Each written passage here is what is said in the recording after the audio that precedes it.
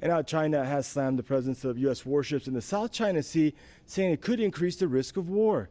China's Naval Commander Admiral Wu Shengli made the comments on Thursday during a video teleconference with his U.S. counterpart, John Richardson. He said breaching China's territorial waters is a dangerous and provocative act.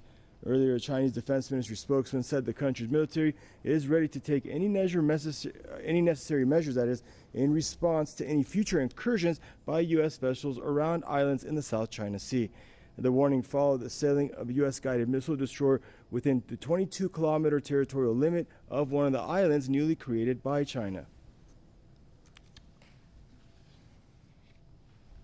And to give more on the story, we're joined out of Beijing by Mr. Jeff Brown, expert in Sino-Western relations. Mr. Brown, is the U.S. presence in the South China Sea an act of provocation? Because, critics have blasted the U.S. many a times for inserting itself in disputes far from its own borders. Yeah, to me, what is so shocking about this is that let's not forget that Xi Jinping was in Washington only 5 weeks ago, having a 3-hour tete-a-tete with President Obama in the White House, and they talked about this very issue among many others. 2 weeks later, about mid-October, the United States starts sending up balloons, trial balloons, that they're going to do what they did this week. And for Obama to do this after just meeting the president of China is just absolutely an insult and a loss of face to President Xi. And I can guarantee you that Xi and his government are not going to forget that. Either Obama is just, flat-footed, or he is not in control of the situation, and the military is pushing him to do this. And sir, realistically, how far can the standoff escalate if the U.S. continues to deploy warships to the area? Because Beijing has been mentioning the word war a couple times now. Yeah, I think what's going to happen is this first time, the Chinese do not want to be perceived as a regional bully like the United States is actually acting. The first time they just gave the warnings, they called in the ambassador.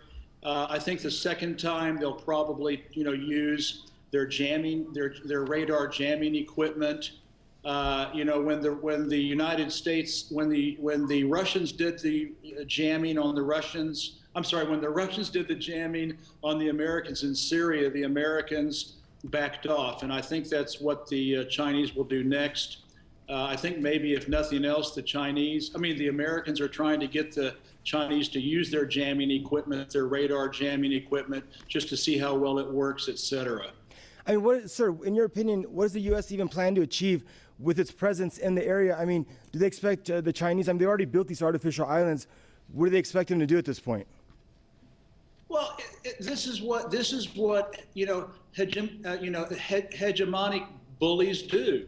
They run around, pushing people around and acting like they're the world's, totalitarian decider. And if you read in the Chinese press, they're just saying, we're going to continue to keep building. And in fact, what's going to end up happening is, because of America's insolence to the Chinese, to President Xi after his recent visit, the Chinese will just ramp up building more and more artificial islands, and they'll eventually militarize them to protect them.